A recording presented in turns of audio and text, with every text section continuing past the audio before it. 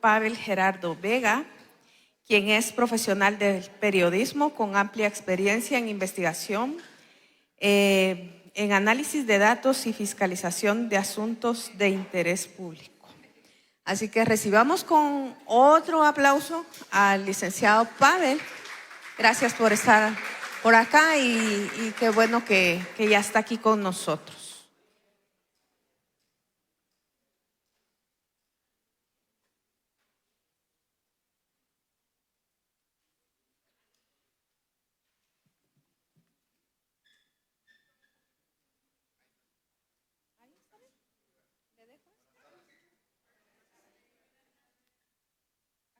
A guardar este.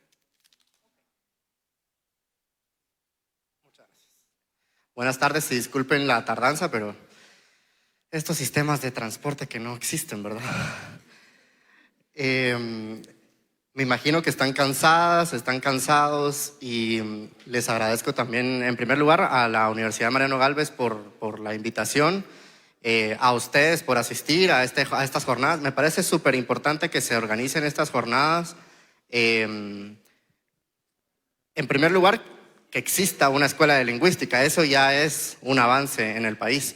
Pero además de que existan estas jornadas de lingüística donde se aporten este tipo de investigaciones, que escuché muy poquito, pero qué bueno que se están desarrollando estos esfuerzos, porque si algo falta es explorar justamente la lingüística y los fenómenos lingüísticos en el país. Entonces creo que es muy importante. ¿Me avisas?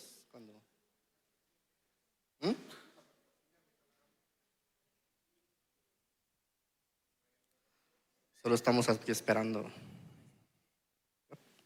¿Vos te vas a quedar ahí?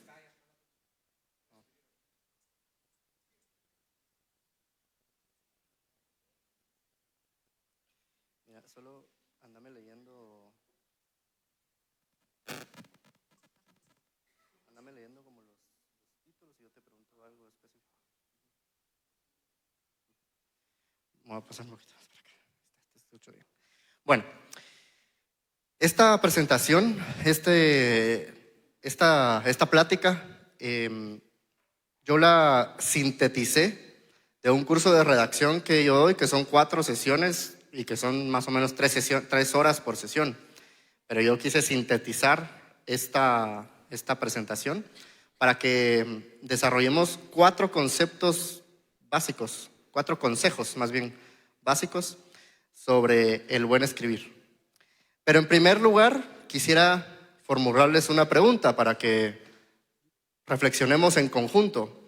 Y no tienen que usar el micrófono, solo tienen que alzar su voz. ¿Cuál creen ustedes que es la diferencia, o cuál consideran o cuál saben que es la diferencia entre escribir y redactar?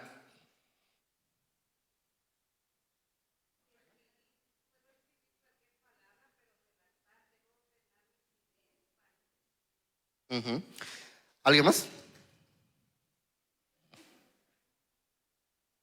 ¿No? Bueno, justamente es eso, ¿verdad?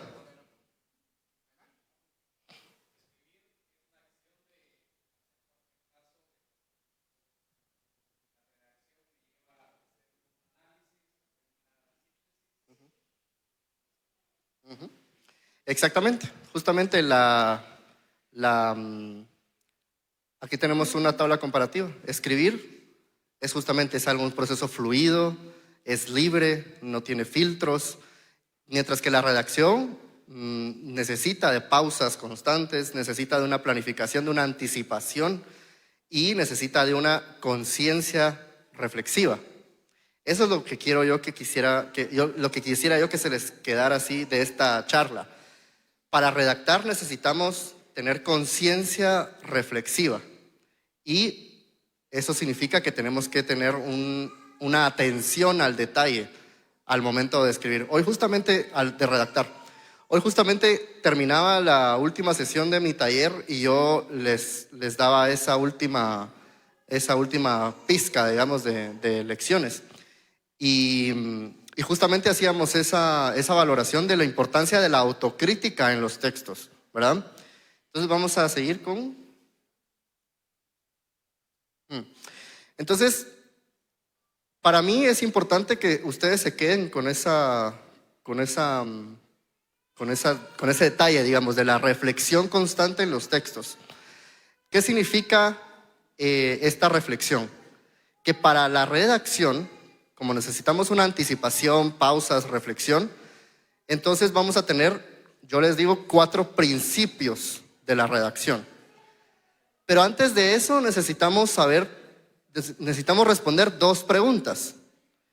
¿Cuál es el objetivo de mi texto? ¿Qué efecto quiero provocar en la persona que me lee? Y recordemos esto muy bien. En un texto no existe una interlocución. Yo puedo leer un libro, puedo leer un documento, puedo leer una investigación, pero no tengo a la persona autora frente a mí para formularle preguntas, como ustedes ahora seguramente me van a formular a mí o lo formularon en las sesiones pasadas de toda esta jornada. No, en el texto no tenemos opción. Por lo tanto, debemos basarnos en estos 4 principios. 4 principios que nos van a servir para responder o para sostener más bien estas 2 preguntas que les acabo de formular. ¿Cuál es el objetivo de mi texto? Yo como periodista, por ejemplo, el principal objetivo que tengo es informar. Pónganle que ese es un objetivo mío. Si ustedes desarrollan una investigación, su principal objetivo tal vez será revelar algo. Bueno, a partir de eso, entonces, fijémonos bien en cómo cumplo ese objetivo. Pues lo cumplo con estos 4 principios. El primero, la claridad. El segundo, la precisión. El tercero, el rigor. Y el cuarto, la coherencia. Hablemos un poco sobre la claridad. ¿Qué significa la claridad? Necesito que mi texto se comprenda, ¿verdad? Y entonces, ¿qué necesitamos acá? Concisión, brevedad, oraciones simples. Vamos a abordar un poquito más esto más adelante. ¿Y qué pasa con la precisión? Que todos estos 4 principios están concatenados, ¿verdad? No es uno y otro y no. Tal vez alguno puede ser, digamos, tal vez el fundamental, el que es sombría de todos, es la claridad, porque por supuesto que queremos que nuestros textos se comprendan, ¿verdad? Entonces, ¿qué pasa con la precisión? Lo que necesito ahí es exactitud, pertinencia. ¿Qué significa pertinencia? Pertinencia significa que yo me voy a acoplar al contexto en el que esté escribiendo para comprender qué palabra, qué término, qué frase, qué expresión es adecuada en ese contexto. Y entonces, ¿qué es lo que quiero de la precisión? Eliminar cualquier ambigüedad posible. Eso es lo que quiero de la precisión. La exactitud, la especificidad, ¿verdad? Para que yo escriba un término que quiero efectivamente que eso signifique en mi texto, que no haya otra interpretación. Y entonces está el tercer principio, que es muy importante y sobre todo tiene que ver mucho con el contenido, el rigor. El rigor tiene que ver con algo más técnico. Por ejemplo, si ustedes están escribiendo un texto sobre lingüística, pues ustedes tendrán fundamentos de lingüística que necesitan acoplar a su texto. Necesitan convenciones ortográficas, convenciones lingüísticas, convenciones gramaticales, que no necesariamente son las leyes o las normas que nos han regido por siempre. Puede haber alguna distinción dependiendo en qué institución estoy trabajando, dependiendo para quién estoy elaborando ese texto, etc. Eso es el rigor. Va más ligado al contenido, al fondo del texto. Y la coherencia quiere decir esa concatenación de ideas que yo voy a establecer a partir primero de las palabras que escribo, luego de las oraciones que escribo, luego de los párrafos que escribo. Y ahí podíamos irnos a segmentos, a secciones, capítulos, etcétera, ¿verdad? Compendios. Pero todo tiene que tener un hilo conductor, una fluidez. Necesito que el texto tenga sentido de principio a fin. Estos son los 4 principios que yo quisiera que se quedaran en sus mentes para entender que de esto se trata el buen escribir. El buen escribir no se trata de seguir, por ejemplo, las normas de la RAE. No se trata de seguir los lineamientos ortográficos y gramaticales. Para eso tenemos los manuales de estilo que nos sirven para entender qué parámetros vamos a utilizar, si vamos a escribir una comilla española, si vamos a escribir una comilla inglesa, si voy a escribir aquí coma, si voy a escribir aquí punto. Eso no es tan, por supuesto que es importante, pero no es secundario ante estos 4 principios. Porque lo que queremos es que nuestro objetivo se cumpla, recuerden muy bien. Lo que queremos es que nuestro texto tenga efecto, el efecto que queremos que tenga.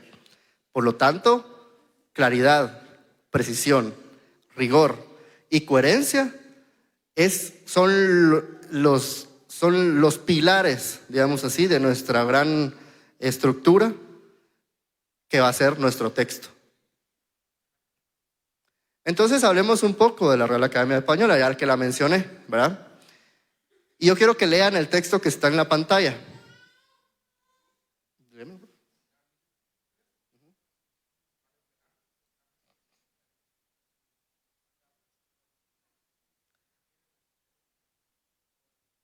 Yo quisiera que ustedes identificaran si existe aquí alguna incongruencia en el mismo texto. Esta es la misión de la RAE. La Real Academia Española tiene esta misión. ¿Ustedes consideran que aquí existe alguna incongruencia en este texto? Algo que ustedes digan, pero ¿por qué esto y después esto?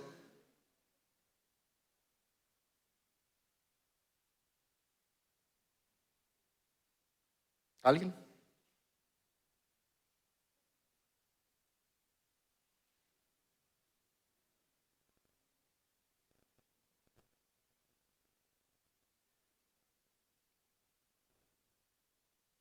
Fíjense muy bien cómo comienza con velar que los cambios según las adaptaciones de las personas hablantes y después,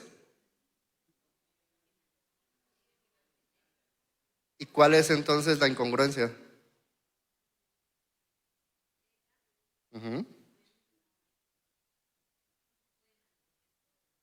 Exacto. ¿Quiere mantener los cambios según las adaptaciones de las personas que hablan la lengua? Pero al mismo tiempo quiere quiere mantener la unidad de la lengua.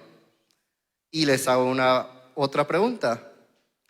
¿Cuál es la variante de español más neutra?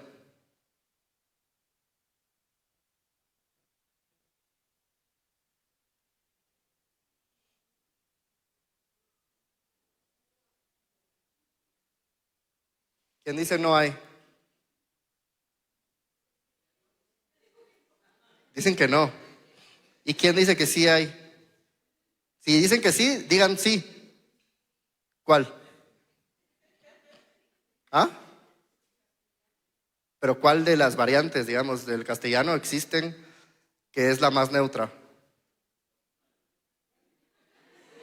¿Alguien considera que Guatemala tiene el idioma español más neutro? A ver, digan, si Guatemala es el más neutro, digan sí. Y si Guatemala no es el más neutro, digan no.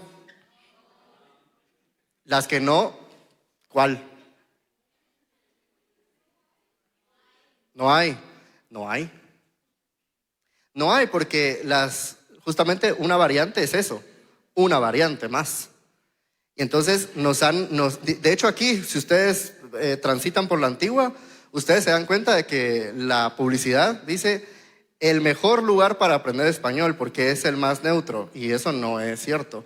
Todas las personas en el mundo, en general, no importa el idioma, tiene un dialecto. El dialecto significa una variante de un idioma. Entonces está el mexicano, el guatemalteco, el salvadoreño, el hondureño, pero dentro de Guatemala tenemos el que se habla en Oriente, pero el que se habla en Occidente, pero el que se habla en el norte, pero el que se habla en la capital, pero el que se habla en la costa, pero aparte tenemos sociolectos que depende de los segmentos socioeconómicos, pero además también tenemos en Occidente, sobre todo, personas que hablan un idioma materno maya que se fusiona con el español y entonces el español ya tiene otro acento. Y así sucesivamente nos podemos ir por toda Hispanoamérica y por España para entender que existen miles de variantes del español. Ninguna es mejor que otra y ninguna es inferior a la otra. Y ninguna es neutra y todas tienen diferentes concepciones. Pero entonces, ¿qué quiere hacer la RAE? Obviar que existe esta diversidad, evadir esta diversidad y entonces decir, no, aquí tiene que haber una unidad y no aceptamos las demás. Y así entonces vamos a los mitos sobre la RAE. En primer lugar, uno de los grandes mitos es que la RAE no es autoridad, no es ninguna autoridad de la lengua española, a pesar de que se le quiera percibir como es, pero no tiene ninguna autoridad. Luego está que la RAE no autoriza, no crea, no elimina, no acepta ni términos ni normas. Nada de eso. La RAE puede registrar términos,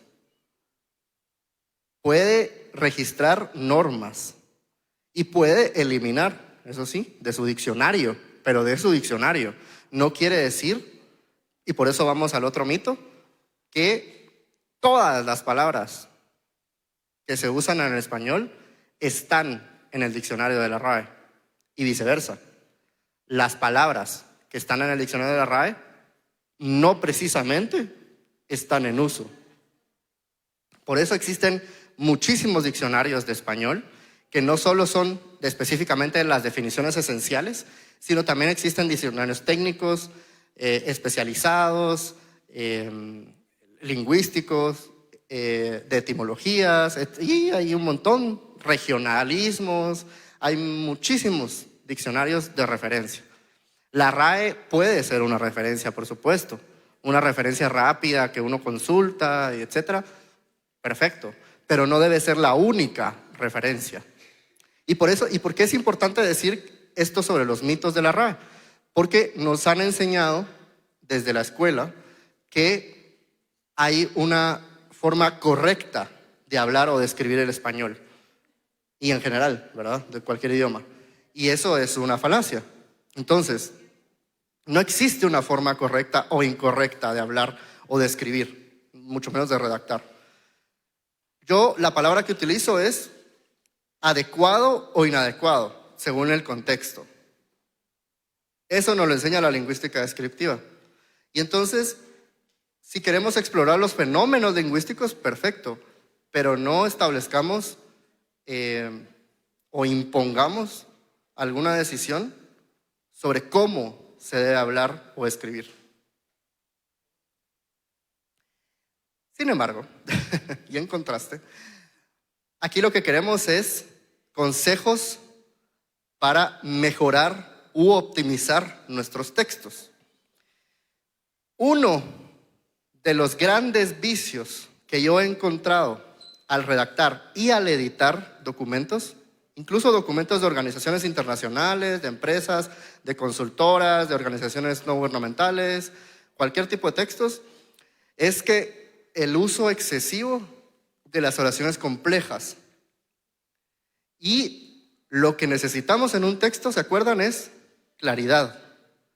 ¿Y qué nos ayuda a la claridad? No quiere decir que sean las únicas oraciones que existen, porque existen muchas clases de oraciones, pero las oraciones simples nos ayudan a evitar que nos enredemos en nuestro texto, porque hay una práctica muy común que la gente redacta como habla, y a veces redacta incluso como piensa, y los pensamientos y el habla no tienen un orden establecido, porque es algo espontáneo. Entonces, lo mejor es utilizar oraciones simples. ¿Y qué quiere decir oraciones simples? Vamos a recordar los elementos semánticos antes de pasar a qué significan las oraciones simples. Recordemos los elementos semánticos: el sustantivo, el verbo. Pavel llegó tarde a la conferencia. No puedo decir Pavel llegaron tarde a la conferencia, ¿verdad? Tiene que ser Pavel llegó. Va. Ahora vamos con un ejemplo de oración, ¿verdad? Manías los monos blancos comen. ¿Qué pasa con esta oración? Está desordenada, ¿verdad? ¿Cómo la estructurarían, la reordenarían? Los monos blancos comen manías. Y ustedes se podrán decir, pero esto lo vi en primero primaria, ¿por qué me lo está repitiendo? Ay, qué pereza, si ya estoy cansada, ya me quiero a mi casa. ¿Por qué me vino a hablar desde Guatemala? Se tardó 3 horas solo para venir a decir que los monos blancos comen manías. No, es que necesitamos comprender que estas oraciones simples de verdad, ustedes ahora tomen el ejercicio y este detalle reflexivo. Vayan a leer cualquier documento, cualquier investigación, cualquier documento que esté en cualquier lugar. Se van a dar cuenta de que muchas oraciones incluso son kilométricas y a veces hay un párrafo con una oración extensa de 5 líneas, cuando seguramente pudieron haber 4 o 5, 3 oraciones simples. Pero como que nos enredamos y fluimos y no queremos terminar. Nos gustan las comas, ¿verdad? Nos gustan las comas y nos gustan las conjunciones para seguir la oración. Y entonces, ¿eso qué pasa? Que confunde a la persona que está leyendo. Entonces, ordenamos la oración y efectivamente tenemos sujeto, que es los monos blancos, el verbo principal, que es comen, y todo el predicado es comen maní. Esa lección, por favor, consejo 2, oraciones simples. No se enreden. No se hagan alborotos con un montón de palabras y extensos. No. Una oración simple, menos es más. Y entonces tenemos esto también sobre los párrafos. Los párrafos podría decirse que tienen una extensión más o menos determinada, pero realmente no la tienen. Pero vamos a establecer un parámetro. Entre 3 y 5 líneas, ahí estamos con un párrafo. Si se pasa de 6 líneas un párrafo, dependiendo del contexto, ¿verdad? Pero regularmente, si se pasa de 6 líneas es porque hay ideas distintas en el párrafo. Porque ¿qué tenemos que entender por un párrafo? Una idea. Ese es el párrafo, una idea. ¿Cómo establecemos si existe una idea en el párrafo? Si le podemos escribir un titulito arriba del párrafo, por supuesto imaginario, si quieren lo escriben y después lo borran, ¿verdad? No lo tienen que dejar ahí. Pero si pueden sintetizar en un título el párrafo, es porque ahí hay una idea. Si no, si les cuesta mucho, es porque puede ser que haya una idea o diluida o puede haber 2 o más ideas. Por eso es importante la extensión, ¿verdad?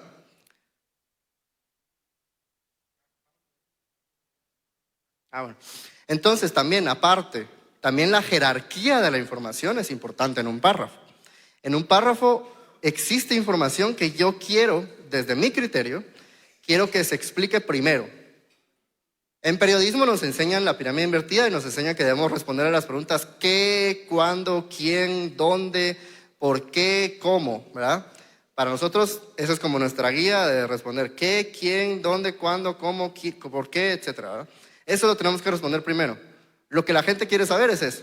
Y luego vamos desarrollando antecedentes, contexto, etcétera. Lo mismo podemos pensar en un párrafo. La jerarquía de la información dependerá del tipo de texto, ¿verdad? Y aquí esta es mi parte favorita en el curso de redacción, pero ahorita como es una síntesis. ¿Qué son los vicios y los ruidos? Yo prefiero llamarle vicios y ruidos a lo que comúnmente llamamos errores, ¿verdad? Porque ¿qué pasa con el vicio? El vicio es un efecto recurrente, un uso recurrente de algo que pierde su sentido al hacerlo recurrentemente. Entonces y el ruido es algo que literalmente genera un ruido en la lectura, una distracción, algo que ya me distrae del texto y entonces me empiezo a fijar en esa palabra, en esa terminación, en esa frase, en ese tipo de alocución, y entonces ya me empiezo a fijar en eso y ya no estoy prestando atención. Es como si yo tuviera una muletilla en este momento. Ustedes se estarían fijando más en la muletilla, entonces un shot cada vez que Pavel diga tal cosa. Ahí, entonces pierden la atención de lo que yo estoy hablando. Esos son los ruidos. Entonces, hablando de precisión, ¿se acuerdan el segundo principio, verdad? Claridad, precisión, rigor y coherencia, principios de la redacción. Y entonces, aquí generalmente usamos terminología imprecisa. ¿Qué quiere decir eso? Términos que podrían ser genéricos, pero que no específicos. Y entonces, ¿qué es lo que eso genera? Ambigüedad, confusión y opacidad. Entonces, ¿qué hacemos? Despejamos las ambigüedades, ¿verdad? Algunos ejemplos. El cosismo. El uso de la palabra cosa para referirnos a algo específico. Entonces, por ejemplo, aquí te voy a contar una cosa. Miren que hay, ¿cuántas palabras hay a la derecha? 8 palabras en lugar de una, ¿verdad? Y fíjense todas. Anécdota, historia, chisme, chiste, pena, tragedia, cuento. Cada una de esas palabras tiene un significado propio y una interpretación propia. Yo siempre en el taller les ilustro con el ejemplo de, imagínense que estamos en un cubículo, más allá de la redacción, ¿verdad? Imagínense que estamos en un cubículo, en una oficina. Yo tengo una compañero a la par mía. Y me dice, yo estoy muy ocupado en este momento, entonces me interrumpe y me dice, mira, te voy a contar algo, te voy a contar una cosa. Si yo estoy ocupado, no me interesa y le voy a decir, no, perdón, no tengo tiempo. Pero tal vez me dice, te voy a contar una pena. Entonces seguramente por empatía yo voy a voltear, a pesar de que estoy ocupado, voy a voltear porque hay una interpretación distinta. Si me dice, te voy a contar un chisme, yo personalmente me voltearía, no sé ustedes, yo me voltearía, a pesar de que esté ocupado, ¿verdad? Entonces, es eso, es la reacción, es la reacción que tenemos. Si se dan cuenta, todas las palabras tienen una interpretación, pero si utilizamos la palabra cosa, ¿qué pasa? Se diluye cualquier interpretación, cualquier intención, porque ¿cuál era el efecto que tenía la otra persona? Si me quería contar un chisme, contarme algo interesante, algo que es sabroso, picoso de la oficina, por ejemplo. Y como no supo establecer una palabra adecuada, pertinente, entonces no consiguió el objetivo. Su expresión no fue efectiva. Hay otro verbo que utilizamos para todo y es el verbo hacer. Y entonces fíjense en la directora. La semana pasada hice un informe de 34 páginas. En lugar de hice, redacté, escribí, diseñé, construí, creé. ¿Qué otros están? Produje. Hay tantos más, ¿verdad? Dependiendo de la interpretación. Pero es eso, ¿verdad? Podemos especificar la acción real en lugar de utilizar siempre el mismo verbo, ¿verdad? Genérico. El otro es decir, y este sí tiene muchísimas variantes. Y entonces dice, la directora dijo una noticia importante. Dijo una noticia importante. Y ahora léanme todas las palabras. Bueno.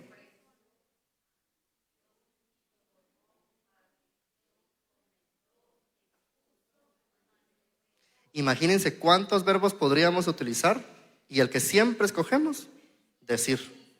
Siempre, ¿verdad? Podemos matizar, incluso podríamos ejemplificar con el verbo lamentó. Hay otro matiz en la intención. Entonces aquí tenemos unos dijónimos que les sirven para variar el verbo decir, ¿verdad? Entonces tenemos todos estos verbos que están ahí para que ustedes jueguen con todos los verbos. Porque aquí es donde se establecen los matices, ¿verdad?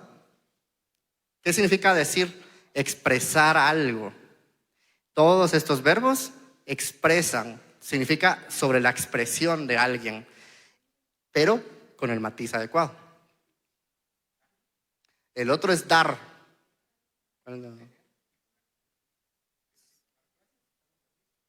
Ah. Aquí, si se dan cuenta, tenemos una lista a la izquierda y cómo podemos variar. El mismo verbo está en 10 ejemplos del lado izquierdo. Y del lado derecho tenemos 10 verbos diferentes. Y siempre utilizamos el verbo dar. Incluso, fíjense muy bien en esto, hablando de las variantes del español. Si yo les expreso aquí, en este contexto, voy a dar una clase, ustedes entienden que yo voy a impartir la clase. Pero en España, dar una clase es recibir una clase. Entonces se dan cuenta, por eso tenemos que basarnos en el contexto. Tener es lo mismo. Voy a tener una reunión. Voy a asistir a una reunión. Voy a celebrar una reunión. Dale otro. Poner. Otra vez. Dame un ejemplo. Poner atención. Prestar atención. Otro. Dame.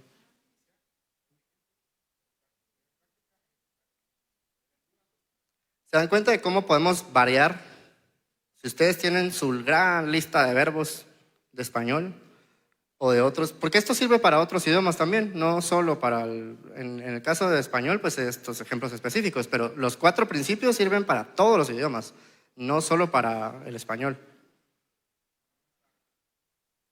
Repeticiones y redundancias. ¿Qué pasa con las redundancias? Vamos a establecer este fenómeno lingüístico que sirve para enfatizar algo. Una redundancia, por ejemplo, puede ser: lo vi con mis propios ojos. Eso necesariamente no es incorrecto. Nos lo tildan como incorrecto, pero realmente es obvio que con los ojos lo voy a ver. Pero al final, lo que yo quiero en esa frase es enfatizar algo o reiterar, en el caso de que ya lo haya dicho. Entonces, tenemos algunos ejemplos de repeticiones y redundancias. Repeticiones puede ser literalmente pasado. Además, las bancas mantenían un óxido porque no se habían limpiado en varios tiempos. Estoy diciendo que está sucia, pero no se los estoy diciendo, se los estoy mostrando con descripciones. Eso es muy importante porque generalmente creemos que todas las personas van a entender lo mismo que nosotros en un adjetivo, ¿no? Piensen ustedes, les voy a dar un ejemplo. La casa bonita. Cada una de las personas que está aquí ahora tiene una imagen de una casa bonita, que es distinta una de la otra. Eso es lo que quiero expresar con los adjetivos. Si yo les digo casa bonita, para mí puede ser bonita, pero ¿qué tal para ustedes? Puede ser que no. Lo mismo grande. Puede ser que para ustedes algo sea grande y para mí no, o al revés. Puede ser que para mí algo esté ordenado y para ustedes no. Todos los adjetivos calificativos son tremendamente subjetivos. Entonces, ¿en qué nos basamos? Basémonos en parámetros, basémonos en hechos, basémonos en datos y en este tipo de descripciones a detalle que les especifiqué. Y ahora vamos con lo último, que es la planificación. Como hablamos, ¿verdad? La redacción requiere una anticipación y pausas constantes. Recuerden otra vez, la conciencia reflexiva. Y entonces también vamos a dar consejos para la edición de nuestros textos. Vamos a comenzar con la redacción per se, ¿verdad? Hay que escribir constantemente, hay que practicar la redacción. Solo así vamos a entrenar ese músculo. Luego, si ustedes se meten en escritura creativa, por ejemplo, sobre todo, traten de escribir a mano de vez en cuando, porque la fluidez que tiene la mente hacia la mano, yo no puedo, pero si ustedes sí pueden, utilicen la mano para escribir. Incluso si quieren estudiar o investigar, utilicen la mano porque eso genera más retentiva. De hecho, no sé si es en Suecia o en Suiza, están eliminando los dispositivos y están volviendo a la escritura a mano porque los alumnos ya no tienen la retentiva que tenían décadas antes. También es importante que estudien el contexto para donde se va a desarrollar su texto, porque es lo que hablábamos, ¿verdad? Las variantes, los el léxico, los fonemas, la morfología, la estructura, todo tiene diferente sentido según qué contexto, ¿verdad? También observen su entorno. Para describir, por ejemplo, necesitan observar, no necesariamente con los ojos. Pueden escuchar, pueden olfatear, pueden tocar, pueden percibir desde otras perspectivas. Y también vivan experiencias, platiquen con la gente, escuchen las historias de la gente. Eso les va a ayudar mucho y también lean, escuchen, vean películas, escuchen podcasts, que de verdad nutritivos, ¿verdad? Porque eso les va a generar otras dinámicas creativas para que sus textos también estén basados en también versatilidad de palabras, ¿verdad? Que tengan un léxico florido, eso es importante. Luego vamos a la edición. ¿Qué pasos necesito cuando ya terminé mi texto? ¿Qué pasos necesito? Primero, dejen descansar su texto. Pueden dejarlo descansar semanas, meses, días u horas. Puede que ustedes tengan que entregar un texto hoy a las 5 de la tarde y lo redactaron a las 7 de la mañana. Bueno, lo redactaron a las 7 de la mañana, déjenlo descansar y lo revisan a las 2 de la tarde otra vez. Dejen horas de descanso para que entonces ya tengan otra perspectiva sobre el texto y ustedes se van a encontrar con el texto desde otra mentalidad. Ya pasaron horas, días, semanas, meses, etcétera, en donde su texto, ustedes ya no son la misma persona que escribió eso. Luego también antes de buscar retroalimentación, léanlo en voz alta. Cuando ya lo dejen descansar, léanlo en voz alta, porque en voz alta ustedes se van a dar cuenta de si existen vicios, si hay ruidos, si hay párrafos muy extensos, si hay oraciones muy extensas, hay pausas innecesarias, etcétera. Todo eso ustedes lo van a notar cuando lo lean en voz alta. No es lo mismo leer en la mente que leer en voz alta. Y luego busquen una retroalimentación. Puede ser una compañera, un compañero, su mamá, su papá, su novio, su novia, lo que sea. Ahí ustedes encuentran a una persona que les diga desde otra perspectiva qué hay en ese texto. Algo que no se entienda, algo que esté poco claro, algo que esté ambiguo. Porque claro, si ustedes conocen del tema, por supuesto que se entienden, ¿verdad?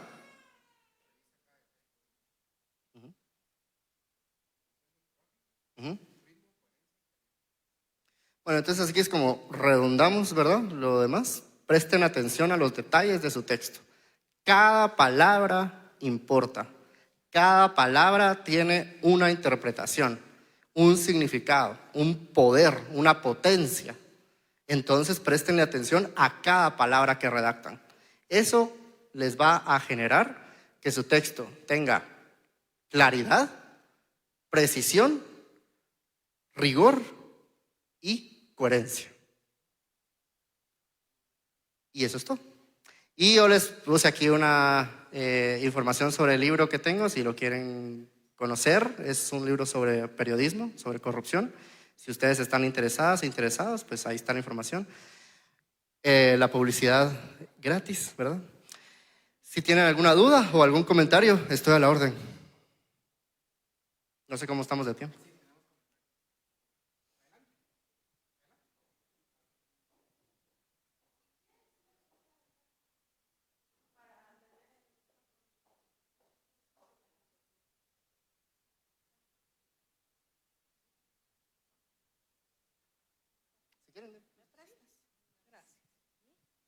Buenas tardes, muy interesante y muy puntual para nosotros, ¿verdad? Que estamos justamente, ¿cómo? Sí, perdón, lado derecho, que nos ayuda como estudiantes que estamos justamente, pues, en el caso de nosotros que venimos de Purulá, un grupito en octavo ciclo, significa que el otro año pues nos toca redactar y yo creo que estos puntos que nos está dando pues es una clave, ¿verdad? Mi pregunta ahora, que seguramente le hacen muy seguido, ¿qué opina en cuestión de redacción del famoso, del amigo ChatGPT o la IA de forma general? Yo uso ChatGPT bastante, uso la inteligencia artificial, me ayuda bastante no para redactar mis textos o hacer mi trabajo. Yo la utilizo como un asistente. Entonces, para mí es una herramienta, a mí sobre todo, para las personas con discapacidad, cualquier discapacidad. ChatGPT y la inteligencia artificial, la verdad es que nos vino a solucionar muchos problemas que teníamos antes. Entonces, no quiere decir que ChatGPT me va a hacer mi trabajo. Sobre todo, no la utilizo como un generador de información, porque falla mucho. No, yo tengo un texto, tengo una tabla de datos y yo le digo, va. Entonces, quiero que a partir de esto me empeces a redactar párrafos, guías de párrafos. Y entonces yo ya le voy metiendo y lo voy hilando y le voy diciendo, va, aquí monta esto acá, aquí pone esta declaración en este, y así. Yo la utilizo como un asistente y eso creo que es el uso ético que hay que darle al menos a ChatGPT y otro tipo de inteligencias artificiales.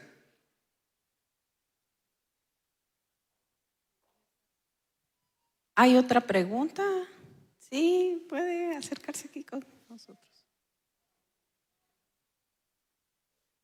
Gracias. Yo solo una opinión en relación a la explicación que da sobre la RAE, ahora en relación a la Academia de Lenguas Mayas de Guatemala. En algunos casos se escucha de que están hablando de una estandarización. En algunos casos se indican de que si no se entrega el documento a revisión y aprobación de la Academia, no es posible publicar en lengua maya. ¿Cuál sería su opinión? Fíjense que justamente creo que la semana pasada estaba enterándome sobre esta, no sé si fue la semana pasada, pero recientemente acabo de hablar sobre este tema y justamente me hacían la crítica. Yo no lo conocía, la verdad, yo no conozco mucho sobre los procesos de la Academia de Lenguas Mayas, pero sí me estaban explicando que se volvió un poco el símil de la RAE, entendiéndose como una autoridad como para estandarizar y unificar todo, y eso lo que hace es elitizar, si me permiten el verbo, el idioma, ¿verdad? Y entonces, si no lo autorizo, ¿con qué criterio, verdad? Eso es lo que yo cuestiono de la RAE. ¿Con qué criterio? De hecho, muchos de las personas que están en el consejo de la RAE no son lingüistas, y la mayoría, ahorita no estoy actualizado, pero si no es que todos, son hombres muy mayores. ¿Cuál es el criterio que utilizan lingüístico para establecer qué y qué no? Que en primer lugar no lo deberían de tener. Entonces, más o menos está sucediendo un poco la crítica con la Academia de Lenguas Mayas. Ya había escuchado esa crítica y me parece que, o sea, es el rumbo al que no debería dirigirse. Es la misma opinión que tengo sobre la RAE. Que ojo, no demonizo a la RAE y tampoco voy a demonizar a la Academia de Lenguas Mayas, sobre todo porque no conozco. Pero sí lo que yo trato es como desmitifiquemos y deseliticemos ese tipo de instituciones. Muchísimas gracias, licenciado Pavel. Y bueno, le voy a hacer entrega del diploma que dice Universidad Mariano Gálvez de Guatemala, Escuela de Lingüística. Hace entrega de este diploma a Pavel Gerardo Vega por su participación como ponente en la 4ª jornada lingüística realizada en la antigua Guatemala el 25 de octubre del 2025. Muchísimas gracias. Y bueno, como a él lo tenemos aquí, si tienen más dudas, pueden acercarse a usted, ¿verdad? No hay problema. Pueden hacerle preguntas directamente a él. Y muchas gracias por haber venido hasta acá. No, a ustedes, muchas gracias. Bueno, lo despedimos con un aplauso.